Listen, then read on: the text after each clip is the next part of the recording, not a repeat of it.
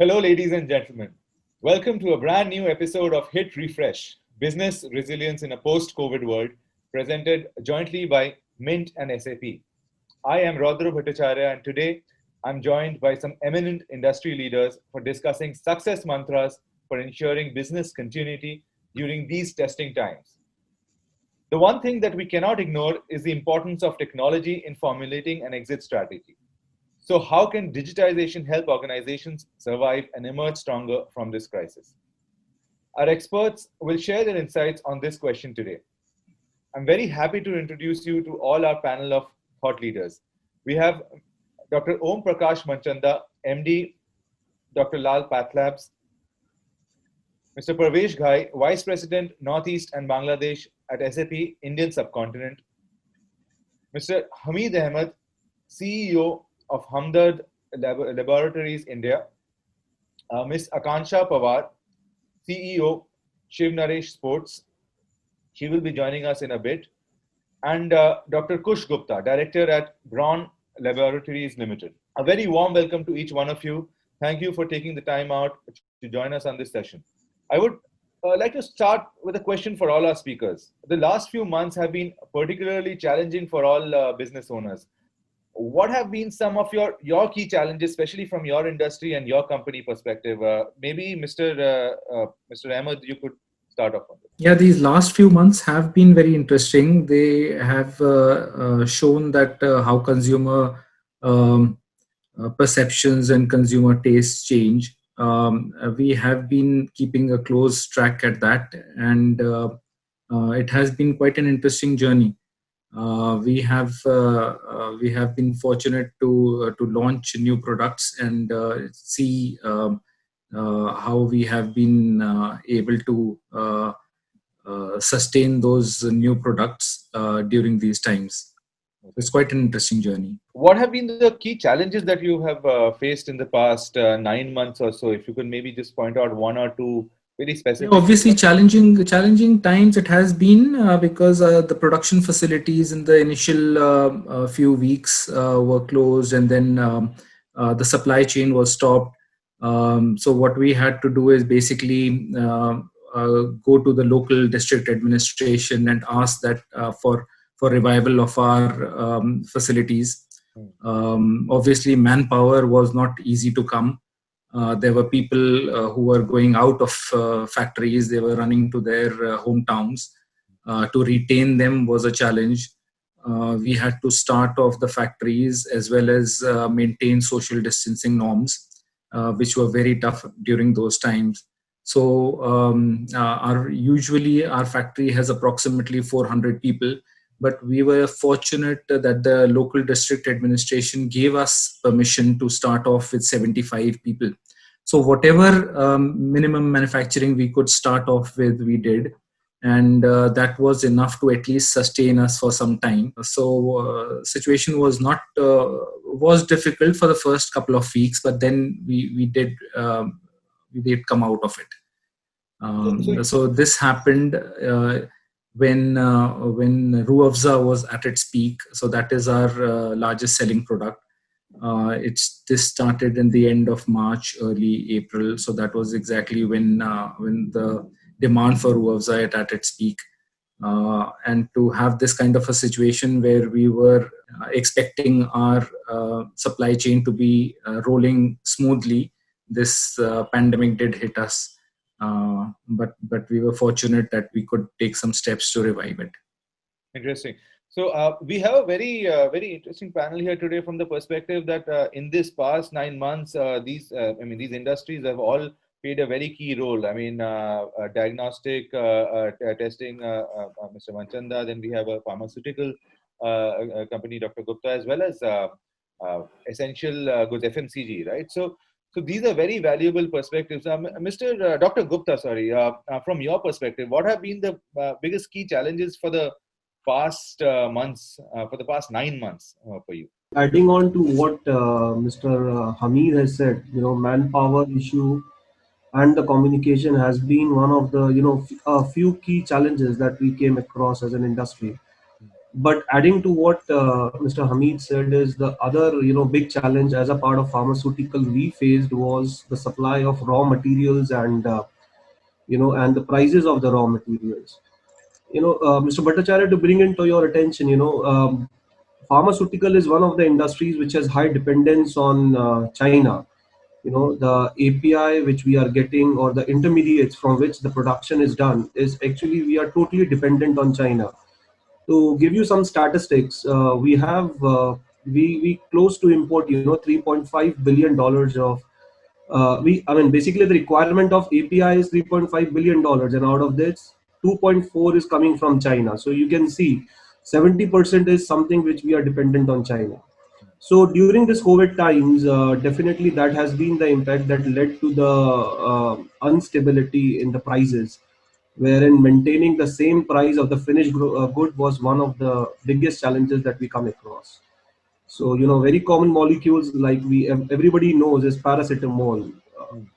It has X price in the starting, pre-COVID times, but by 1 2 months it became almost 4 to 5 times. So keeping those price and making it available to the end customers at the same price was one of the biggest challenge for us. Dr. Manchanda, your views, I mean, challenges for and this should be very interesting over the past 9 months. What are the key challenges that you've See, faced? as you know, that we are at the forefront of this COVID testing, and we were one of the first labs to be approved sometime in March, early April. I think that's time testing started in India. And if I were to summarize, we broadly had three kinds of challenges. So one challenge, I would say, operational. That also has been in phases. In early phase, every company, every industry faces lockdown issue. Our business sharply fell because movements of patients were restricted, and our non-COVID business came down. At the same time, we were expected, obviously rightly so, to cater to demand for COVID. And COVID was a new test. It didn't exist in the past, so we had to put it all together. So operational challenges were of different kinds. We were not very sure what sort of a capacity we need to plan, what is the likely demand for COVID tests. We still don't know how it's going to be panning out going forward, because one day you see second wave, third wave, and surge coming in from all over the place. So that's a huge challenge that we have. We don't know to what is the capacity we need to plan. Second is also pricing uncertainty, because prices are varying from week to week, state to state. So that's another challenge.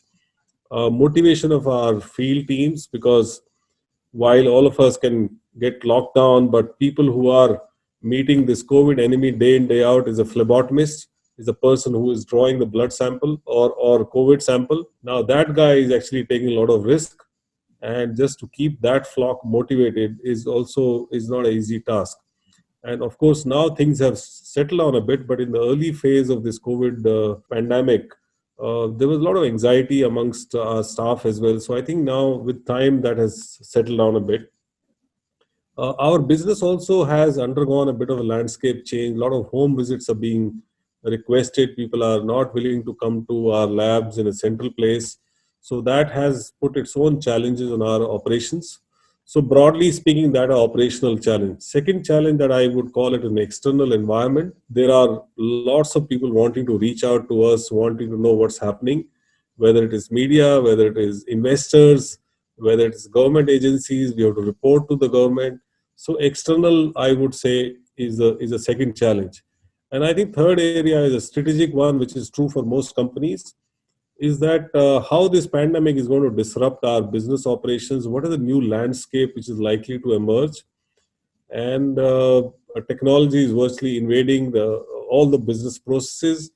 And I think healthcare was a bit behind. It looks like healthcare will have to now come in the front to adopt a lot of these digital technologies, and a lot of things are moving online. So I think that's another challenge that I find, which is much more strategic in nature, uh, as to how the landscape is going to change and what's going to be the role of technology in our business.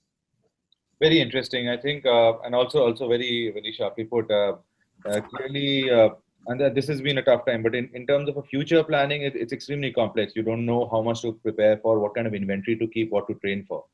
So this is Mr. Ghai, coming to you. So you've helped organizations from various sectors build a robust digital infrastructure, right? And Mr. Manchanda did touch upon technology playing a role in this, right? And please tell us what broad challenges is technology solving for businesses today, and can you cite a few examples of SAP's role in the same? Sure. Thanks, Rudra. What we have actually seen is that as the pandemic started, in the early cycle of pandemic, we were actually working with a lot of customers across various industries to help them provide business continuity in a secure environment. While, typically in industries like healthcare, pharma, CPG, logistics, across public sector, various companies who were operating, I think they wanted support from SAP to ensure that both on the supply side, whatever disruptions that they were facing, how technology would have provided them a lot of support to ensure business continuity, right? So I think that is one biggest block that we saw technology continue to help.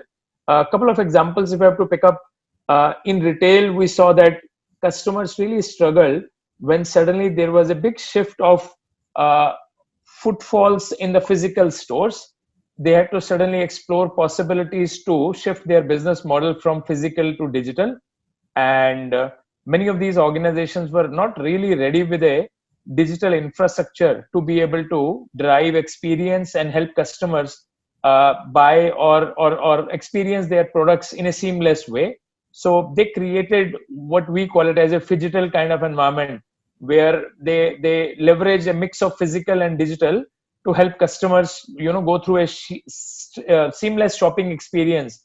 In many cases, customers were buying online, picking up from stores, or getting the products delivered at home. So retail was a classical example where we saw organizations at the forefront of leveraging technology to be able to move towards a phygital kind of environment. It's very interesting. We just learned that in US, for example, uh, the e-commerce share in the retail segment increased from 6 to 16% over last 10 years, between 2010 to 2020. And in last 6 months alone, that share has actually moved up from 16 to 27%. So 10 years, just 10 percentage point improvement or shift. And in last 6 months, we have seen that it moving by around 11 percentage points. So what we are seeing is that technology is really playing a big role to address the changing preferences, behaviors of the customers. And various organizations are leveraging technology in their respective industries to really transform and continue to drive experience to the customers, with technology at the core of it. Interesting. So, some good examples, especially from companies looking at an omni-channel experience, right? I mean, True. And retail. I mean, that's a sector that has been the worst hit in this last 8 months. So, Mr. Ahmed, just coming to you, and this is a thought on your industry, right? The Ayurvedic Unani industry. Do you have any thoughts on the current state of the Ayurvedic industry as compared to that of modern medicine, and how do you think digitization has impacted the growth of this industry in any way? I mean, across the entire sort of value chain. I mean, I know the government and the Ministry of Ayush is really sort of pushing modernization and standardization for this industry. So the formation of the Unani or the Ayush ministry itself is a step in this direction. The separation of the health ministry with the Ayush ministry, this is a major step for promoting our system of medicines, which is Ayurveda Unani. And especially during the COVID times, this system has seen a lot of focus and a lot of products, a lot of acceptance of this system for more of preventive rather than post-COVID times. But certainly this system has been at the forefront, and we have seen benefits coming out of the propagation of the system from the ministry. With the digitization, obviously, like every industry, digitization has played a very important role in our industry as well, especially to get the product to the customer. Our products are available on all digital platforms. When newspaper is not there, then digital media is the only media where how you could have gone and marketed your product to the customer. So that has definitely played a major role. Right, but I'm thinking, so digitization is one is a customer facing element, of course, but then there's inventory management. There's making sure. I mean, you spoke about a time when in the summer of this year where you needed there was a lot of demand for Ruafza, right? But it was very hard to judge what is your supply chain capability to meet this demand. Is technology playing an increased role in helping you understand this? Yeah, absolutely. So we've got ERP system at our place, and it would have been very, very difficult if it would have not been there. Obviously, we are very comfortable as far as our supply chain is concerned, since the ERP is already there. Otherwise, definitely it would have been very, very difficult. Right. Dr. Manchanda, while the lockdown was underway, how did technology play a role in helping you to manage your operations and especially the sudden growth in demand, jump in demand for testing? That's something that will be very interesting to know. How did you look at and how you looked at technology? So I think the first change that we observed in a big way was that demand pattern shifted to home visits request, and we had a sudden surge of a lot of people wanting to get samples collected at home.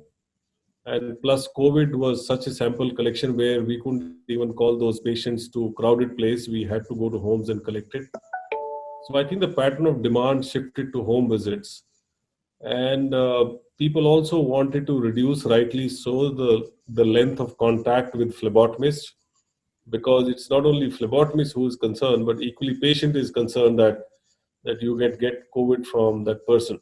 So even for us also, you want to go to the hospital, you have no choice but to see a doctor, but you want to reduce the length of contact that probably you will have at these facilities. So I think overall, what we notice is that the most of our business actually shifted on consumer applications from enterprise applications. When people were earlier coming to our labs, we were registering directly into, say, Exapta or any ERP systems. But now a lot of registrations shifted to some kind of consumer applications on the mobile phones. Payments started happening online.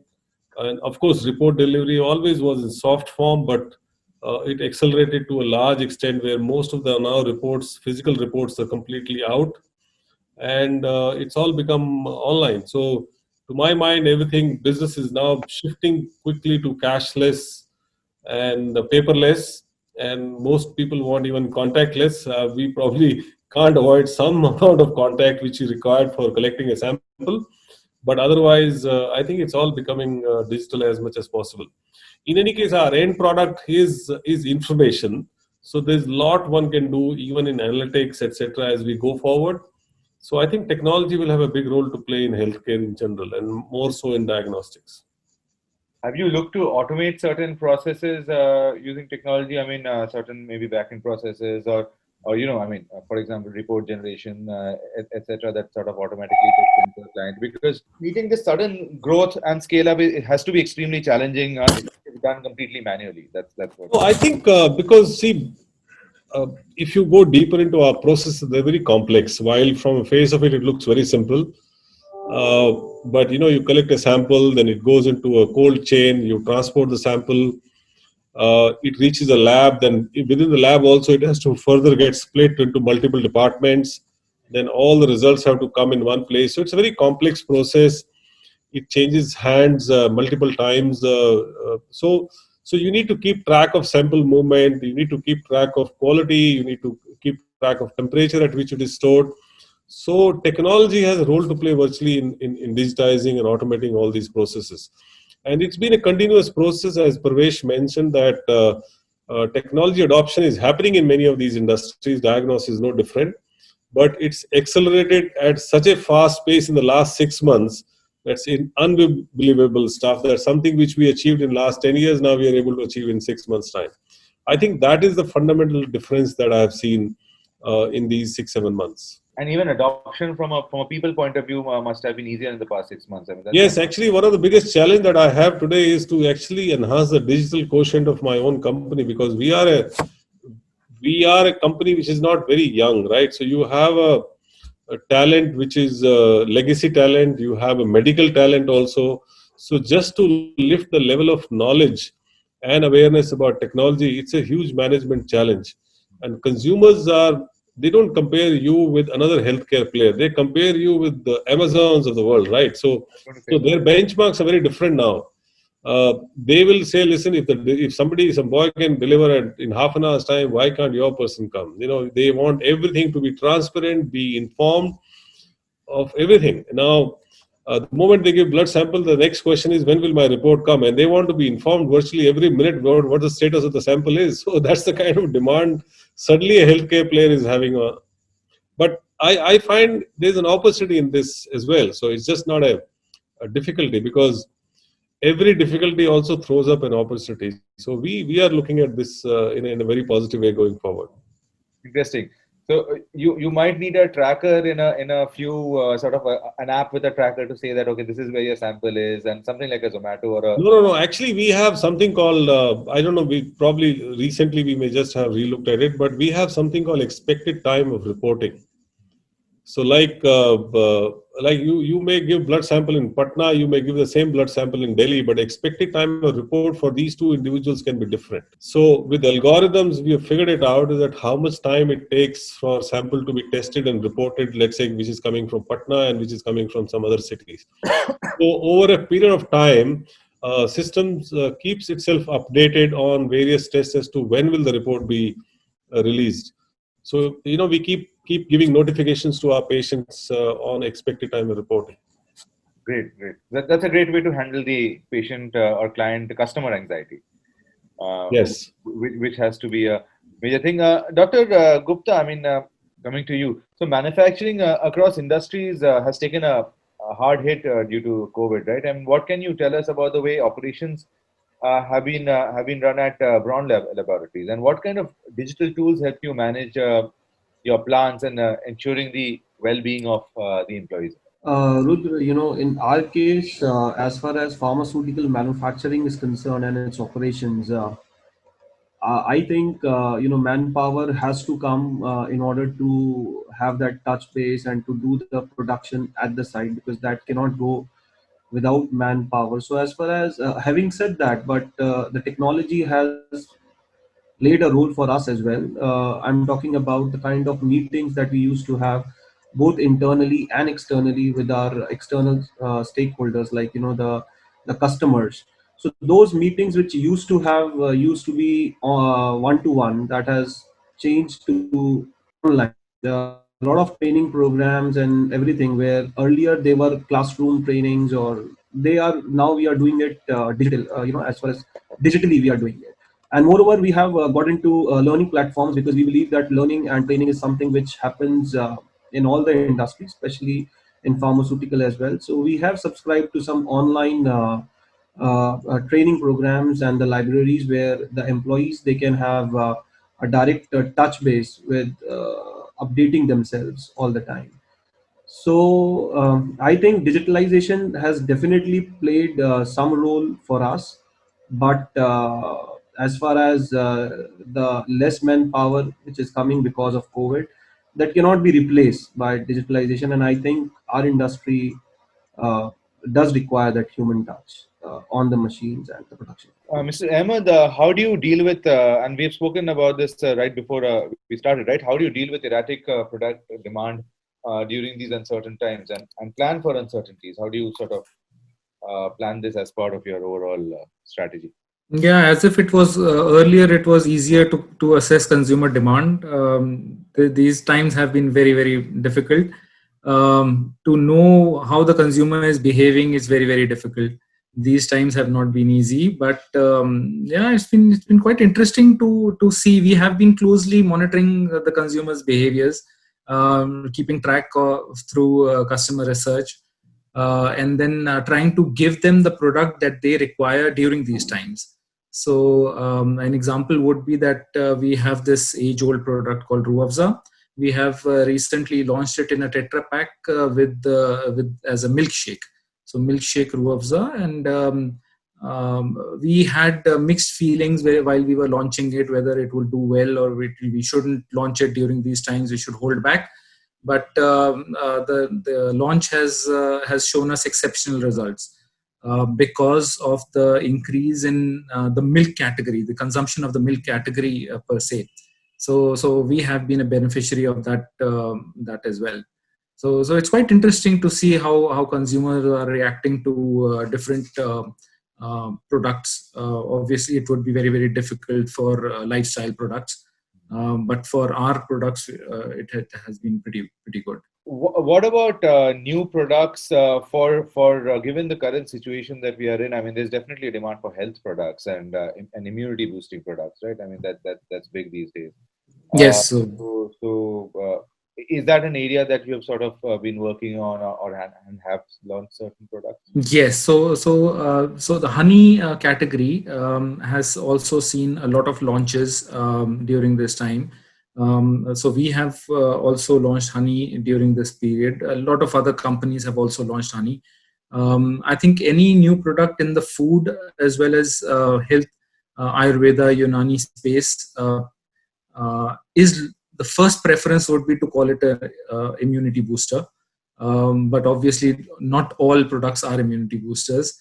But that is one phase which we have to be very, very careful of. Obviously, can't claim every product to be an immunity booster, but people are the industry is relying on this terminology quite a lot. It's a marketing tool. It is. So. Coming to you, Dr. Manchanda, and we spoke about, you mentioned operational challenges as one of the biggest sort of challenges of the past few months. So you have a network of labs across the country. How do you gain control and visibility into your business around this time? And what are your plans? How do you plan to sort of improve this challenge? I mean, I'm sure there would have been new things, new issues that you would have seen over the past 9 months that you want to sort of gain a control over and find out solutions for. See, we have a network of close to over 200 labs and about 300 collection points. So our network of lab was already connected on a real-time basis even before COVID also. That's the way we operate.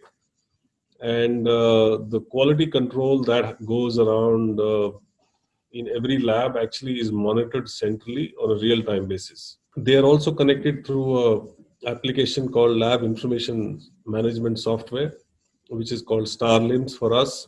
And also we have ERP where all the patient registration is also on a real-time basis. So it's anytime, anywhere. So it really doesn't make difference as to where you give the sample. Centrally, it's visible on a real-time basis.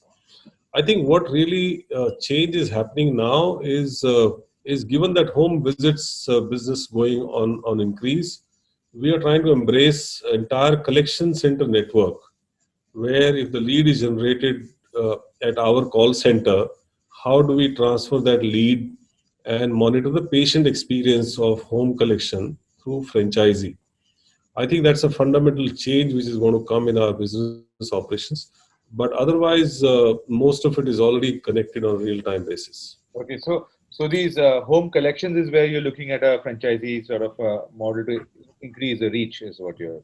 Yes. So I think I don't know where finally it settles on, but directionally we are very clear in our mind that home visits will become the mainstream of our business. And clearly, I mean, the COVID fear and the challenge is not going to go down for a while. I mean, even a vaccine coming in. So COVID is only one part of our business challenge. I think even non-COVID also is another challenge. So technically, I think as a business, I have to see both verticals. The COVID vertical is newly created vertical, but I just want to keep it two separate things because the kind of sample which is collected for COVID is very different. Kind of precautions we need to take in COVID is very different. And it's only one department test. So many other non-COVID tests are actually multifunctional, multi-departmental tests. while COVID test is only in one department. So I think operational needs for both these businesses are very, very different. So I'm treating them as two different verticals. I was actually talking out from a consumer behavior shift point of view. I mean, especially post this scenario. I mean, earlier people were more comfortable coming to labs and getting tested, but I mean, do you feel that there'll be a significant shift in consumer behavior, like where people, even after the COVID sort of fear dies down, people will still prefer getting home tests rather than?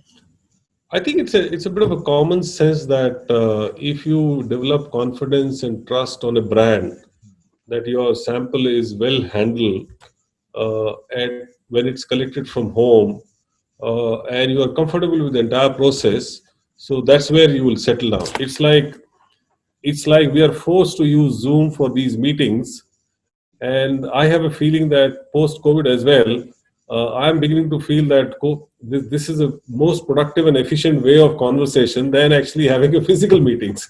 So we might settle down with this way of working. You save a lot more I time. think same thing is happening in our home visits segment as well. So I think it's a bit of a common sense that eventually we are all moving in that direction. Right, right. And that is the new normal that everybody is talking about, right? I mean, these are behavioral shifts that will remain. Dr. Gupta, do you see any major changes in consumer behavior, keeping in mind the key offerings of your organization? Have you listened to your consumers in such difficult times? I mean, what are they saying? What is the change in demand? And your consumers, are they end users, or would they be hospitals? And Yes, my consume because Brawn as a company we have started. So our focus has been exports, and 95% of what we are producing is being exported, with only just 5% is actually being circulated in the domestic market. So during this pre-COVID times, there has been a real surgence in some of the medicines, especially that are meant for COVID infections. So if I compare my pre-COVID times versus this the COVID times, I think my consumers, that is the various distributors and the partners, the super distributors that we have across the globe, their capacity to have the inventory has drastically come down now, which is very much explained to the fear factor in the minds of the people, wherein if they store too much, then there are chances that they may end up not liquidating the stock. So their demand has drastically come down with respect to what they used to have pre-COVID times, and that has actually created less demand for us. So keeping the same price at which we used to offer the stock to them, and then offering the same price even in COVID time, was a real challenge, but we could do it, so that ultimately it will not fall too much heavy on the end consumers, that is the patients. I think, yeah, that is one of the consumer challenges that we have faced in this time, wherein they don't want to buy too much. right, and this is because of cash flow challenges, or because they're unsure of demand, essentially.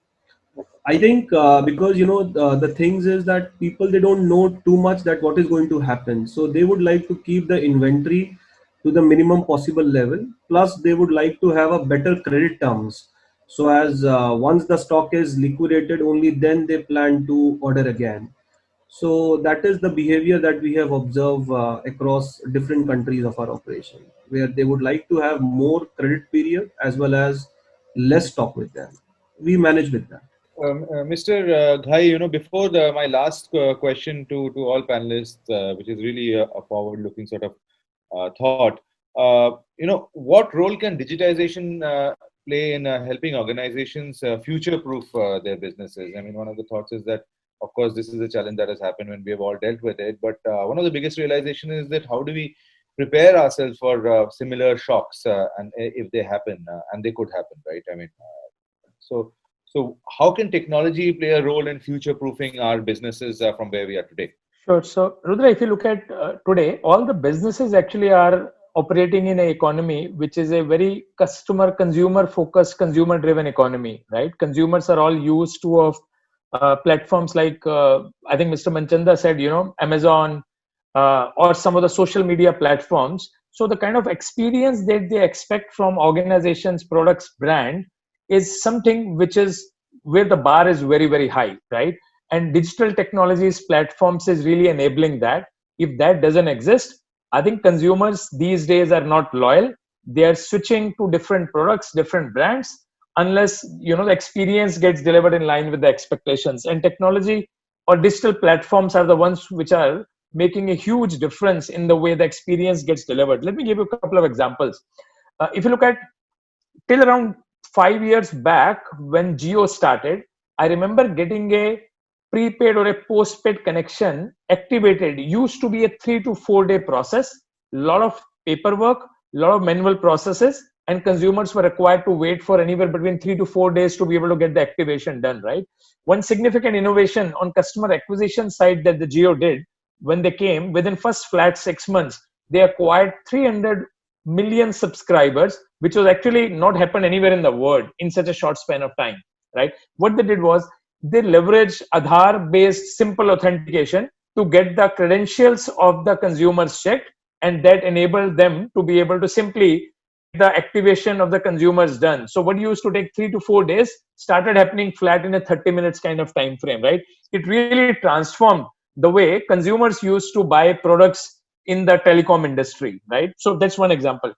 I remember around 8-10 years back, if you were a automotive customer, you go and get your vehicle serviced at one dealership or a service center versus you go to another service center. You used to possibly start from scratch, no history, no background, existed. So automotive companies started looking at trying to get the whole digital technologies and layers and platforms in a place in a way that you get a seamless experience as a consumer, regardless of any service center in the country you go. Your vehicle's entire history till the time you have bought it gets delivered, gets visible to the place that you go, and then your vehicle could be treated accordingly, right? I'll give another example. Today there are business model innovations happening leveraging technologies. I think few years back we used to have situations where companies were actually selling products to the consumers. Today they have started moving away from selling products to selling services. Classical example is many water purifier companies. Earlier they were selling some of these products to commercial or residential homes. Today what they have done is they have inbuilt IoT technology based capabilities where they control the water dispensing capabilities for these units from a remote platform, and they offer this as a prepaid kind of service. So as a consumer, I prepay for say 30, 40, 50 liter of water, and I consume that, and the moment the consumption gets over, I top it up and I continue to enjoy the service. So the whole world is moving away from getting products being sold to start moving on to a consumption driven kind of model. So some of these examples very clearly lay out the need that unless as a organization companies look at leveraging digital to transform or innovate their business, as well as really lift up the customer experience or the consumer experience, right, they will continue to struggle to be able to grow and scale their business. And digital technologies as a platform is the only way,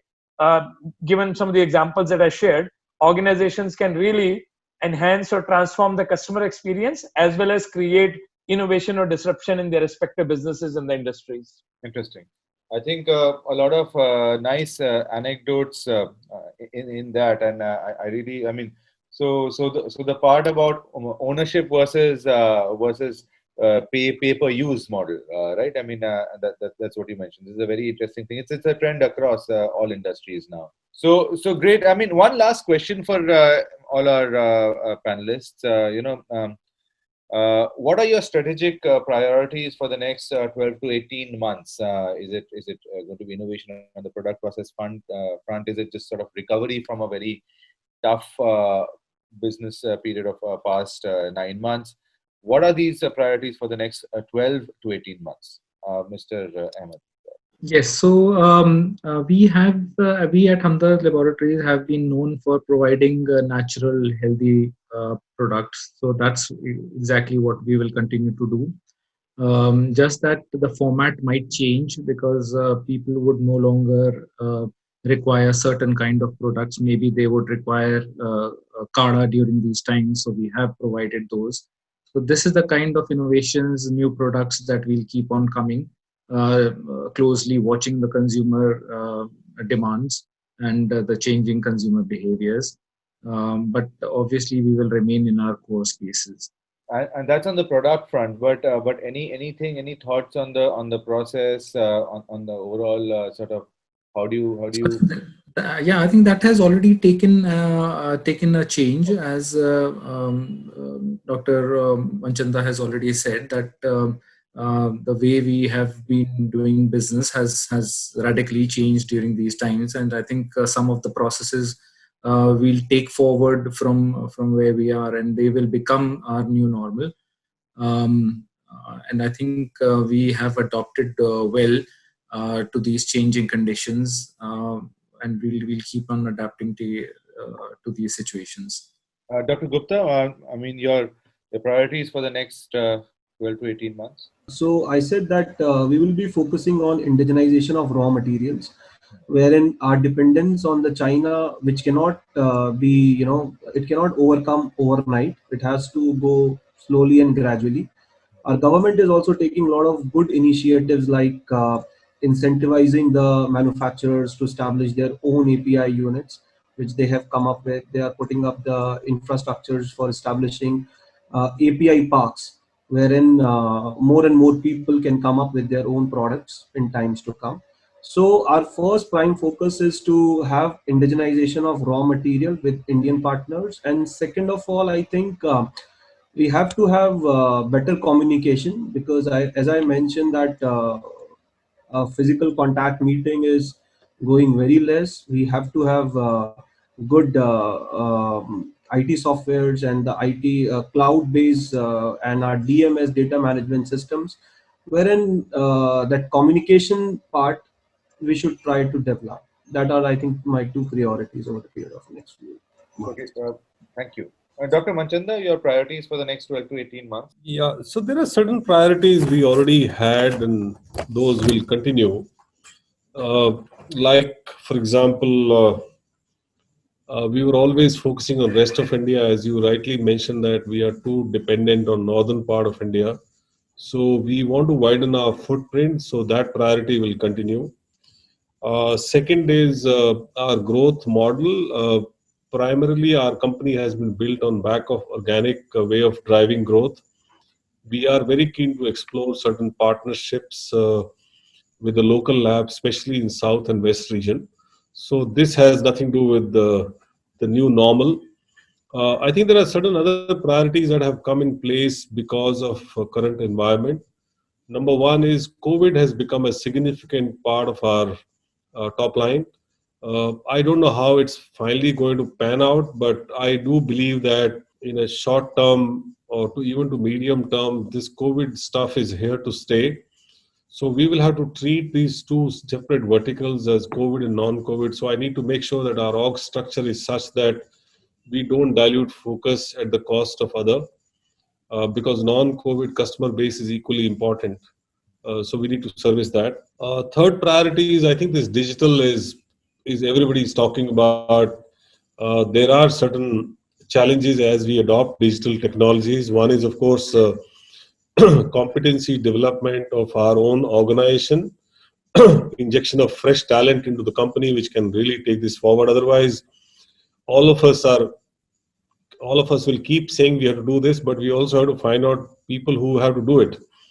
So that's a one big sort of a priority for us, where we look at our talent mapping of the organization on the digital front. I think as you democratize or go closer to the patient on many of these technologies, data privacy, data security, that will become even bigger sort of priority. So we want to focus on that as well. I think the last point that I mentioned, that our channel mix is drastically undergoing a change in terms of home visits becoming a number one priority for us, and that would require uh, multiple sort of areas to be attacked in terms of operational excellence, whether it's digital, whether it's a manpower training, etc.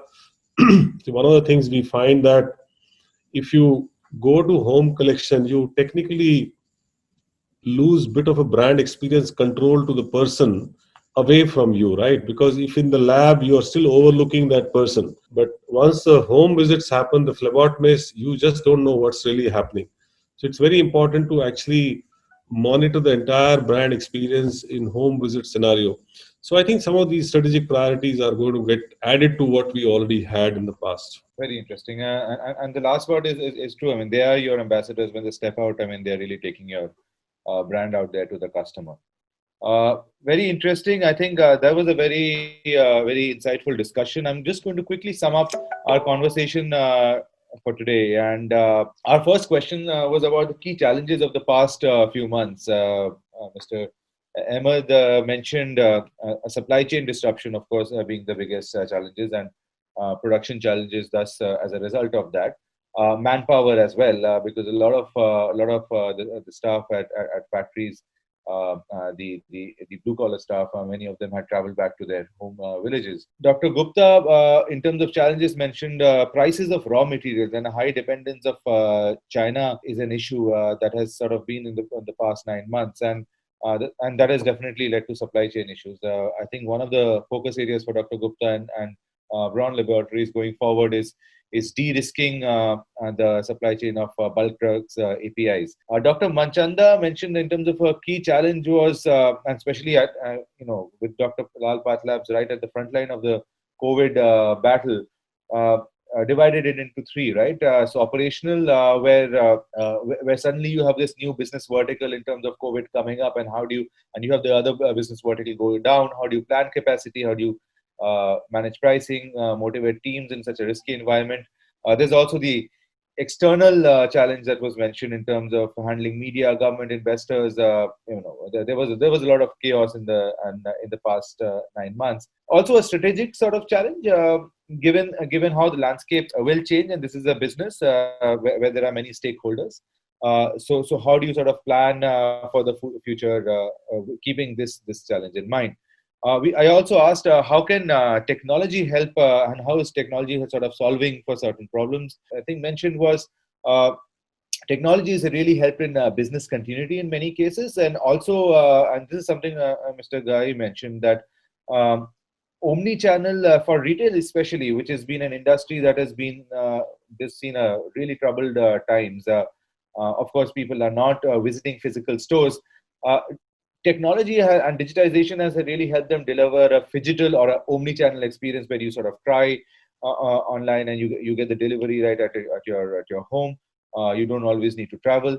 Technology is really helping deliver a better customer experience, a bar that has really moved very high, given the fact that we are used to the Amazons, the Netflix of the world today. I also asked Mr. Ahmed about digitization for the Ayurvedic industry. Now, this is an industry that has been always there. The Ayurvedic and the Unani industry has been there in India for ages, right? And lately, the government has a very strong push to digitize, to modernize, standardize this industry, and especially during this season where COVID is a major issue, and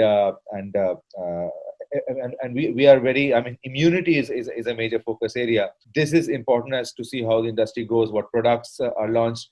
So digitization has helped get products to the customer faster, and also manage inventory and supply chain better. From Mr. Manchanda, the question was that how technology helped in operations. One of the biggest things for the labs business was a major shift to home collections. Customers are of course not comfortable traveling to the physical labs to give their samples. So that is an area where technology has helped facilitating online payments, generating sort of reports, and being able to keep a track of this demand. Consumer expectations have gone up, so thereby, of course, companies such as Dr. Lal Pathlabs and other companies are figuring out newer ways to how do we sort of keep customers satisfied and meet their new expectations. I think Dr. Manchanda mentioned that there's a tracker in terms of an SMS estimated time of report, right? I mean, that's what you mentioned, Dr. Manchanda, that we are getting. And of course, this is an ongoing effort. I mean, customer expectations, meeting that, figuring out new innovative ways. Also, technology has helped gain a visibility over the entire business for Dr. Al Pathlabs. 200 labs spread across the country, many more collection centers. These labs are all connected today. Going forward, though, one of the biggest growth areas is going to be home collections, where Dr. Al Pathlabs will look at a franchisee model. There was also a question on changes in consumer behavior for Dr. Gupta from Brawn Laboratories. And Dr. Gupta said that, and the consumers being, of course, the distributors and the super distributors. The changes are that, essentially they're keeping less inventory. I mean, they're unsure of demand, and credit terms are also sort of being increased. And that's an area that the company is looking to tackle, because it's just going to remain like that for a bit, in order to ensure that prices to the end consumer don't rise as significantly. The question to Mr. Ghai was, how can digitization future-proof businesses? There was an interesting sort of example, as one thing we already spoke about was how digital platforms are delivering a much higher experience, and able to improve that across industries. I mean, automotive industry was an example already cited. Banking is another industry where, of course, centralized banking using digital services is helping a consistent experience across any branch you visit, right? But the other point, apart from the omni-channel experience for retail, is also the move for consumers from owning a product to a very consumption-driven model, right? Which is pay as per use. And this is something especially driven by IoT that digitization is helping making happen, and that's a major consumer shift as well.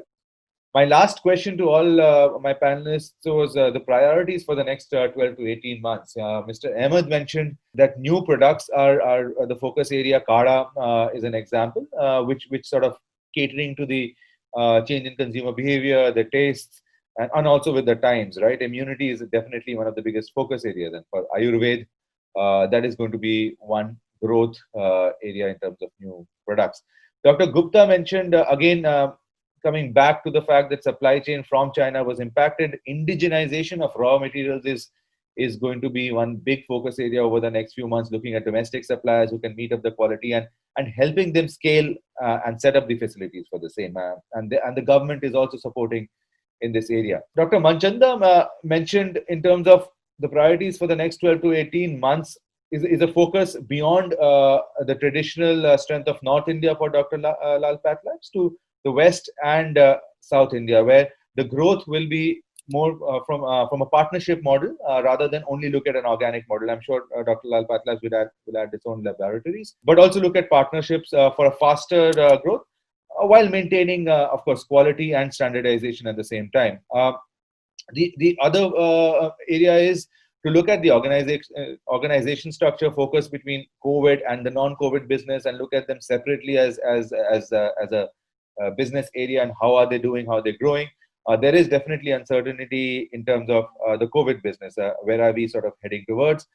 The other point that Dr. Manchanda mentioned is the focus on digitization, and how do we look at getting the right talent, training the internal talent, looking at areas such as data privacy and security, because they are definitely going to be major big focus areas going forward. I know the government is working on the data protection bill, that is going to be out anytime soon, and that is a global sort of trend at this moment. The last point that Dr. Manchanda mentioned was the fact that channel mix is definitely changing. I mean, everybody prefers home visits today. So how do you maintain consistent operational excellence and the consumer expectation from a person who's visiting the home when you're not able to sort of have the contact? So a lot of training and focus on making sure that the expectation is consistent across all channels. I think that I've quickly summed up our discussion for today. Interesting food for thought, great anecdotes as usual. That was a very insightful discussion. We hope you enjoyed it. The pandemic has been hard on most businesses, and I mean, just as our panelists were talking about, right? I mean, the last few months have been very challenging. When it comes to the apparel industry, especially sports apparel, how has this shift been? To discuss this further, we now have an exclusive session with Aakanksha Pawar, CEO of Shiv Naresh Sports, and Ruchika Bhatia, Account Director, General Business at SAP. Let me start with my first question for Aakanksha. The last few months have been particularly challenging for all business owners. What have been some of your key challenges? Thanks a lot for the question. So, yeah, the pandemic had been like very, very, very like unpredictable. And obviously, we did not see it coming. The lockdown, like when the lockdown started, it started out like the Prime Minister had announced like a 1 day practice lockdown, which transpired into something bigger. And it went on for months. So the thing was that, majorly most of my manufacturing force is not based out of Delhi. So we have people who were majorly from UP and Bihar. And as soon as the lockdown was announced, things became so uncertain, right? And everybody just wanted to go back to their house. And, we also understood their concern, the concern about their own families.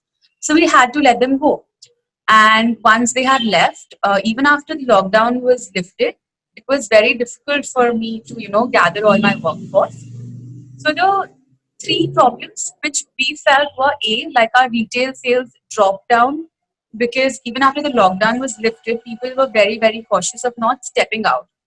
And B, my production had, literally come down to a halt. And it took us a lot of time for us to like gather our workforce back and, get back into the process of production. And the third problem was that, so basically Shiv has 1,000 plus dealers across India, right? So, and being like a winter oriented company, because, our main product that we're boast of across the consumer base is our tracksuit. So that is when, my main cash rotation starts happening, the sales come in very nicely, things become smooth for the company. So because, the lockdown was lifted and, usually by July, August, I have my orders ready and, we start off at the production. But because of the uncertainty that had come in, everything came to a halt, like literally. Wherein we used to be ready by September to, actually ship our orders. We had to wait till September to actually get those orders, and they're still, under process of production because again, my workforce is missing. So yeah, I mean, these were the three main problems that we faced. Interesting, and I think this is a common theme. Of course, labor is a common theme across most of the manufacturing sector, and not being able to project demand and demand forecasting rather is another major challenge. How do you sort of tie it back to your supply chain? I would like to bring in Ruchika here, and look at sort of how can technology solve for some of these problems that businesses and especially smaller businesses are facing today. I mean, can you cite a few examples of maybe how the work SAP has done in this regard, and how can you help solve some of these? Yeah, Rudra. So this time we have seen in past 6 to 8 months had actually been very, very tough for everybody, and including the small businesses, especially because they are the ones who have been working in a very traditional manner all this while.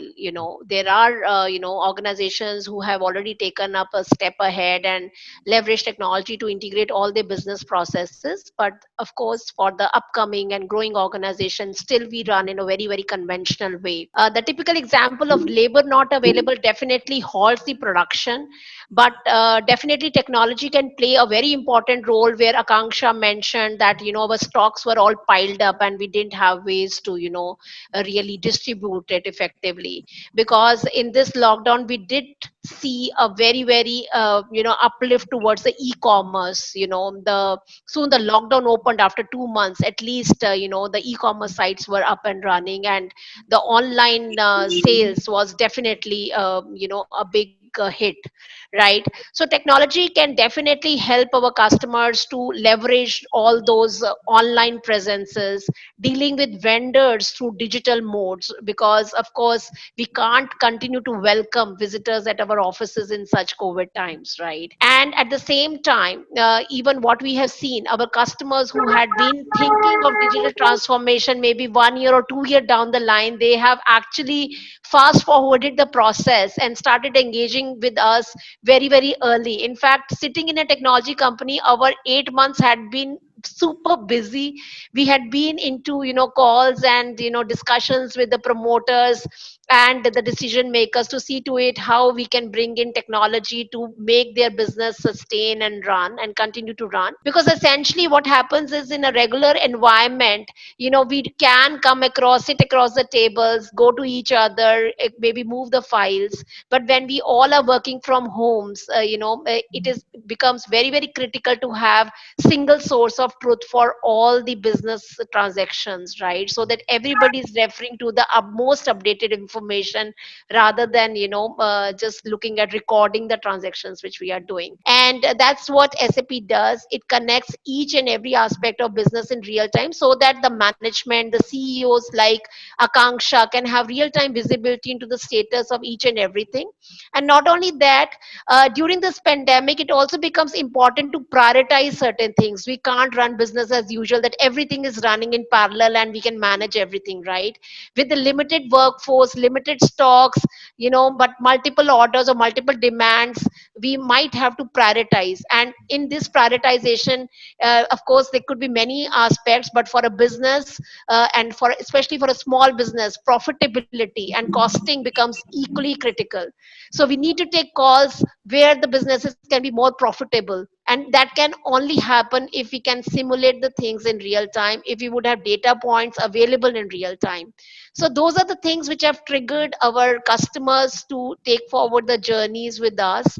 And we had been fortunate to contribute back to the economy and businesses by not only strengthening the core of integrating all the business processes, but also bringing in innovations in the way they collaborate with vendors or customers, or create new channels of sales through e-commerce.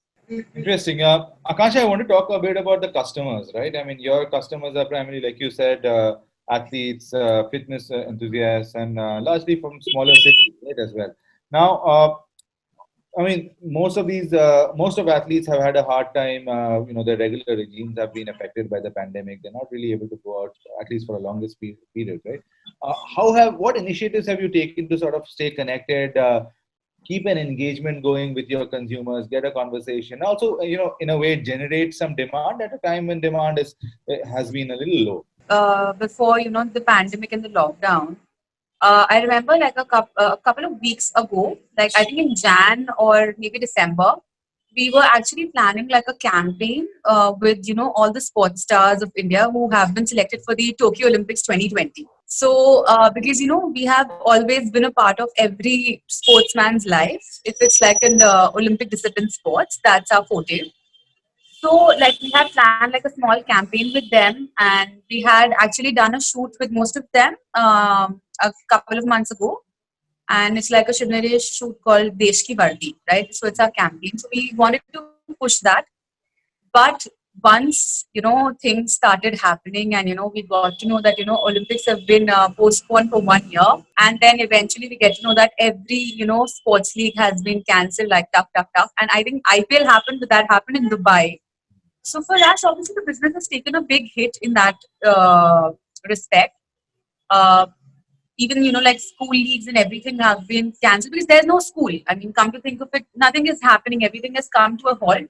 If it's anywhere related to two people interacting in a close proximity, so sports again falls into the similar pattern. Yeah. So, but like we have made sure that through our social media presence, we do like small giveaways and stuff like that, wherein we interact with our consumers also, and we try to get in the sports enthusiasts also who can actually stay connected to the brand. I mean, I think for any fitness lover, seeing somebody do one thing or the other, or teaching them one thing or the other related to sports is great.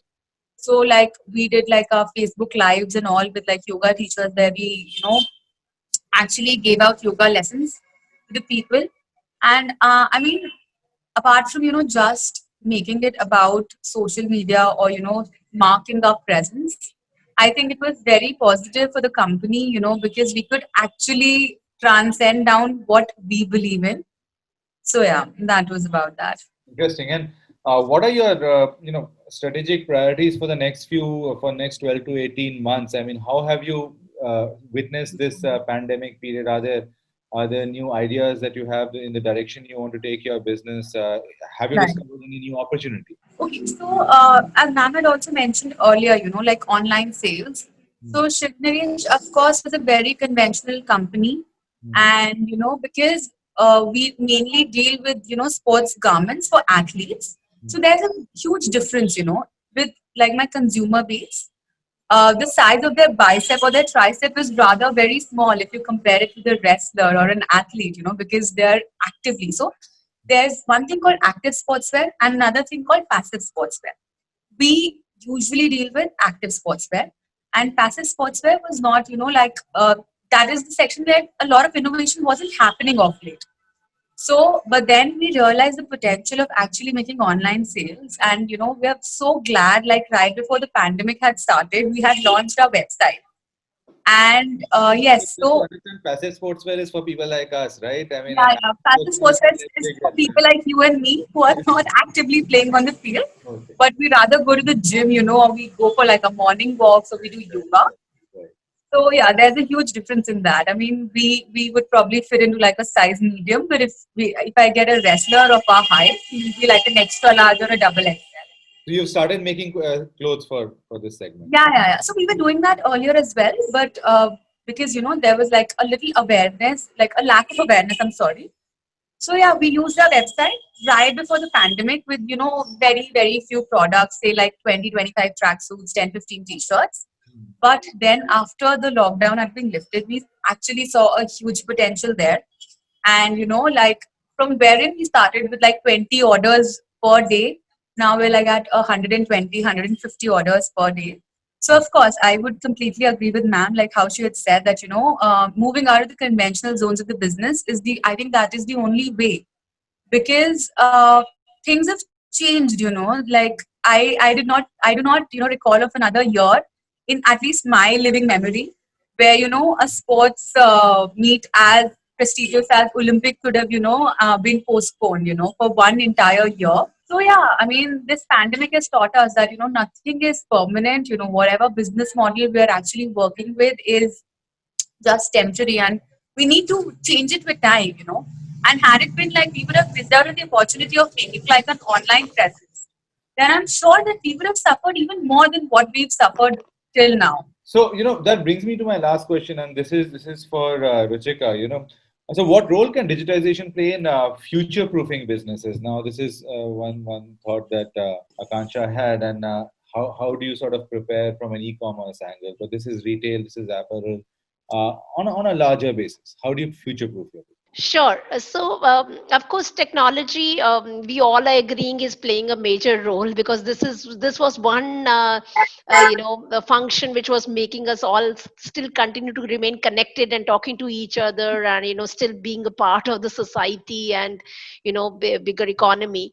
So, of course, technology had been a part and parcel of fashion and retail business as well. In fact, even very closer to Shiv Naresh definitely is our pride of India, but definitely brands like Adidas, Nike, or Under Armour, they've been using technology, and we are proud to be associated closely with them for many, many years now. So things are actually taken altogether a leap forward, a different shape. Now today, Under Armour actually connects with athletes in real time to take the feedback of their shoes, the soles they are wearing, or probably the different t-shirt they would have launched, how they feel when they run 10 kilometer or 20 kilometer, or probably how their foot feels after running in a particular sole type.